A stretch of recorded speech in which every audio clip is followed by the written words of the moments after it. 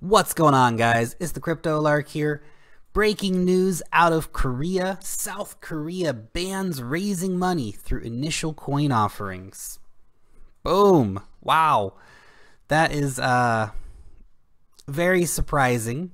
Very surprising. South Korea has been very friendly to cryptocurrencies. Now, that is not to say by any means that, South Korea is going to go and do what China did and come out and ban cryptocurrency exchanges. I don't think South Korea is planning on doing that at all.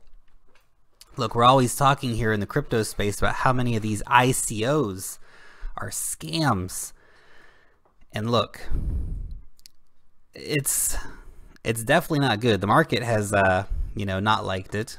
And of course, now South Korea joins Singapore, America, and China in the ban of ICOs. Now we have 4 countries that have banned their citizens from participating in ICOs.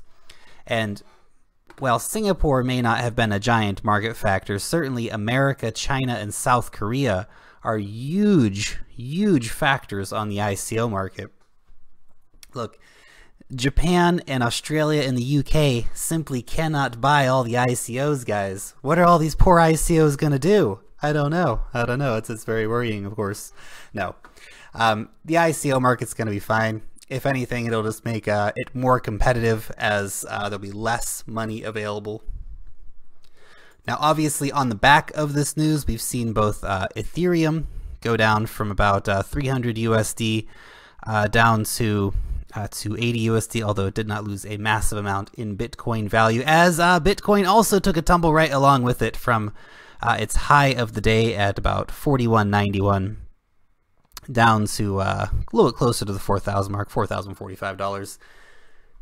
To be honest, these have not been giant drops by any means. I'm surprised the market hasn't reacted a bit more stiffly in regards to this. When China happened, obviously there was a lot of fear, and the situation with the market got a lot worse a lot quicker.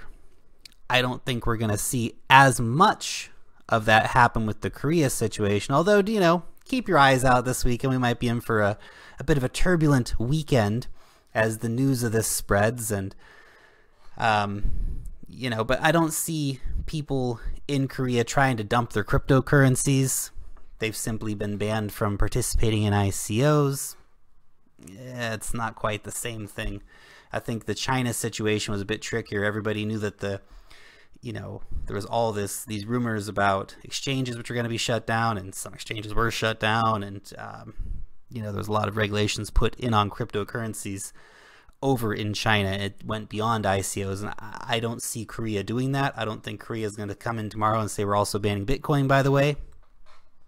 Look, the thing you have to understand about the ICO market, and we all get very excited about ICOs, and some of them are really great. OMG was a great ICO. 10x was a great ICO, and there are other great ones that are coming and will come and have been. But so many of these ICOs that come out are not good, and they take people's money. And look, do we need governments stepping in to protect people from their money? There's that old saying, right? For every fool, there is somebody willing to part them of their money. Well, that's kind of the situation that's happened with ICOs. People see this way of getting easy money. Everybody wants to invest in the next OMG, and so they're just pouring money all over the internet, pouring money into all these ICOs. And because the ICO market's totally unregulated, this is exactly the kind of troubling stuff that's happening. People are getting screwed out of their money, and they go and complain. There's no one to complain to. What are you going to complain to? What are you going to tell them? You're going to go to the cops and say, hey, I sent a bunch of my money to the internet, exchanged it for, a digital code. I sent that digital code to somebody else and they ran off with it. Well, who'd you send it to? I don't know. So I understand the problem here, guys. It's a real problem, and I would like to see more common sense solutions instead of just banning stuff. I don't really think that's the way forward. But at the same time, I really hope that companies like Ethereum Foundation are actually going to step in here and try to provide some real common sense solutions. They've been kind of just letting these ICOs run amok on their network without actually trying to do anything.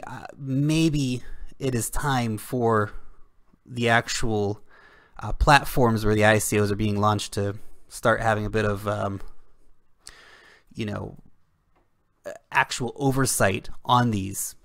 I don't know if that's the solution going forward. I'm just throwing out an idea here. You guys can hit me up in the comment section down below with what you think a good solution moving forward for the ICO market would be. Certainly it's going to need some kind of regulations. Some of the world's top economies think that is the exact thing that it needs.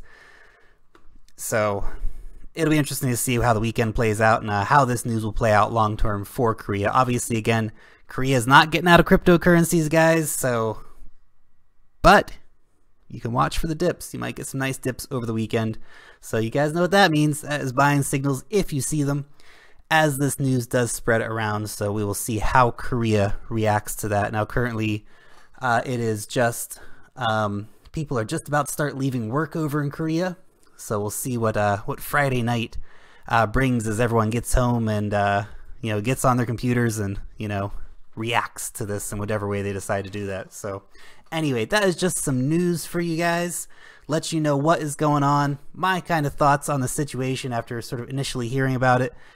And I'll keep you up to date as you know, more news comes out of Korea and we learn a little bit more about what is going on with the situation.